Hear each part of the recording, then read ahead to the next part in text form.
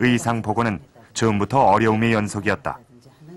그런 두루마기 자료들이 있어서 전래되는 유물하고 탈색돼버린 복식의 원래 색깔을 알아낼 방법이 없어 풍속화와 당시의 기록을 참조해야만 했다. 우리 어린이 복식 연구에 아주 중요한 자료로 제공이 됩니다. 바느질도 큰 문제였다. 출토된 옷의 바느질이 너무나 촘촘하고 섬세해 그대로 복원하기란 여간 까다로운 일이 아니었다. 이거는 당시에 정말 이게 그런 미싱도 없고 이것이 다 그냥 손으로 했을 텐데도 하나 어긋남이 없이 앞이나 뒤나 똑같이 앞도 같은 모양이고 뒤도 같은, 이거는 고도, 이게 홈질이라 해서 간단한 것 같지만 앞뒤를 이렇게 똑같은 이런 바늘 땀수로 이렇게 나타난다는 거는 물론 기술도 있어야 하지만 거기에는 무엇보다 중요한 것은 어머님의 정성이에요.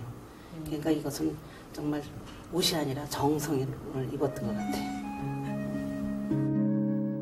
지금은 색이 바래 칙칙하고 볼품없어 보이지만 원래 이 옷은 5가지의 색상을 잇대 만든 화려한 비단옷이다. 여기에 추운 날씨로부터 아이를 보호하기 위해 옷 전체에 명주솜을 넣고 한 땀 한 땀 누벼서 만든 겨울옷이었다.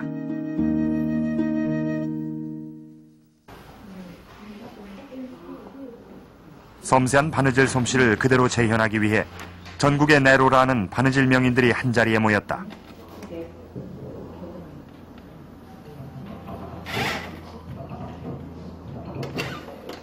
예인 여인네들의 뛰어난 솜씨는 물론이고 가족들을 위해 얼마나 많은 시간과 노력을 기울였는지를 되돌아볼 수 있는 시간.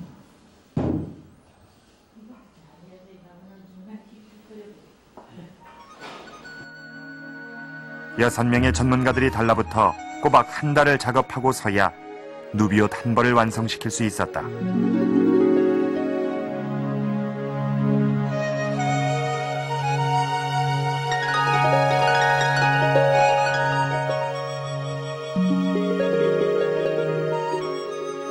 두루마리 형태의 고운 비단옷.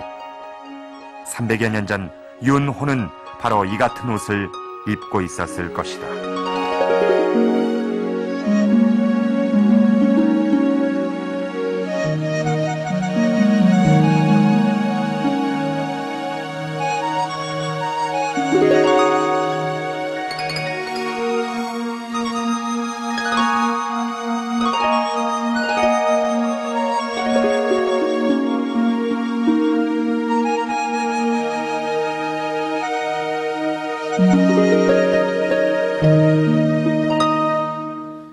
어머니가 손수 지어준 고운 한복을 입고 서 있는 5살박이 아이의 모습. 정말 예쁘고 사랑스럽지 않나요? 저 또래 아이들이 다 그렇듯이 너무나 예쁨을 많이 떨어서 아마 온 집안에 즐거움을 안겨다 주었을 겁니다. 그렇게 사랑스럽던 아이가 갑자기 천연두에 걸려서 눈을 감고 말았으니 부모는 물론이고 가족들의 슬픔이 얼마나 컸겠습니까? 5해라는 그런 짧은 시간을 살았지만 윤호는 이 살아있을 적에 온 가족들의 그 사랑을 한 몸에 받으면서 아마 행복한 시간을 보냈을 겁니다. 자, 그는 어디서 어떻게 살았을까요? 300여 년 전에 그의 생활 속으로 들어가 보도록 하겠습니다.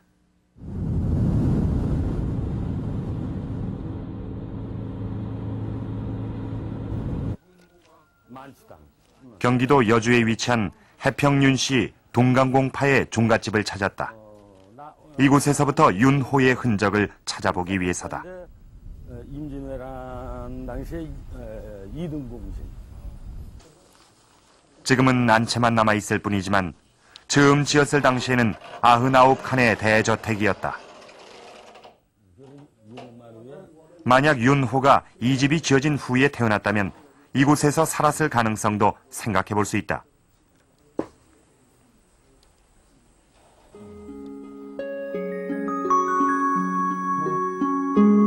가문에서 전해져 오는 기록들을 확인한 결과 집의 건축과 관련된 내용을 찾을 수 있었다. 이 기록에 따르면 윤호의 할아버지였던 윤상민은 노년에 직접 집을 지었다고 한다. 그 집의 이름을 만취당이라고 했으며 위치는 여주읍 동남쪽이라고 적고 있다. 지금의 종갓집을 가리키는 말이다. 이 집을 지은 연대로 봐서 그 양반이 이 집 지은 이후에 출생을 했기 때문에 그 당시에는 육아의 법도에 의해서 대가족제도 로서 한 집안에 4대나 5대까지도 살 수 있었고 또 살고 있었다. 그러니까 그 양반이 여기서 살 수 있었던 것이 거의 확실하다. 이 집이 완성된 것은 윤호가 태어날 무렵인 1690년대 초.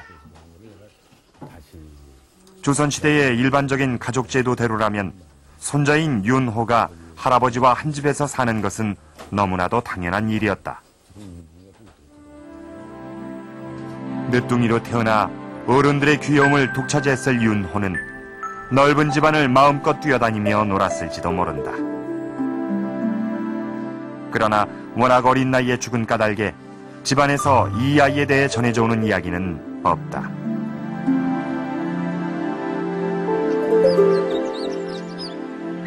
그렇다면 천연두에 걸려 병상에 눕기 전까지 윤호의 일상은 어떤 모습이었을까?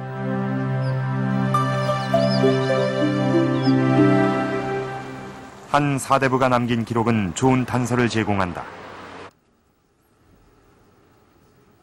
조선 중기의 양반인 이문건은 자신의 일기와 더불어 손자를 키우면서 기록한 양아록이란 육아일기를 남겼다. 이 기록들을 통해 우리는 조선시대 양반들의 육아에 관한 많은 정보를 얻을 수 있다. 이문건은 책 서두에 다음과 같이 밝히고 있다. 아이를 기르는 일은 반드시 기록할 만한 것이 아니지만 자신이 할 일이 없어 기록한다는 것이다.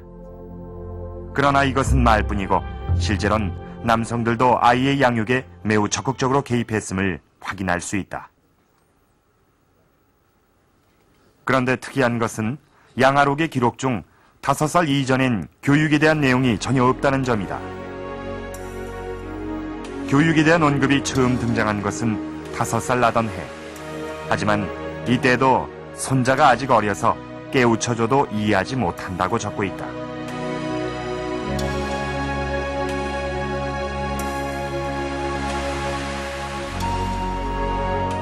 글쓰기에 관해 처음 언급한 것은 손자가 6살 되던 해였다. 7세 이전의 아이들에 대해서는 직접적으로 무엇인가를 가르치지는 않았습니다. 그리고 그 아이들에게 이제 대부분 해준 것은 방위를 가르친다든지 이렇게 생활교육을 중심으로 했고, 그 다음에 그때 교육 방식이라고 하는 것은 아이들이 원하는 대로, 아이가 먹고 싶을 때 먹고, 뭐 울고 싶으면 울고, 자고 싶으면 자고, 이렇게 해서 어떤 규율을 강조하지 않은 상태에서 그런 편안한 가운데 이루어지는 교육을 했고, 7세가 넘어가면서부터 이제 본격적으로 교육이 시작됩니다. 근데 그때도 7세가 넘어간다 하더라도 굉장히 엄격하게 교육하고, 이거보다는 글을 가르치고 이제 초반기에 기초교육을 좀 한 다음에 대체적으로 10세가 넘어가서부터는 굉장히 엄격해졌다라고 볼 수 있겠습니다. 어릴 때부터 글 공부만 했을 거라는 우리의 생각과는 달리 조선시대 양반 가문의 아이들은 7살 이전엔 지금보다 훨씬 더 자유롭게 뛰노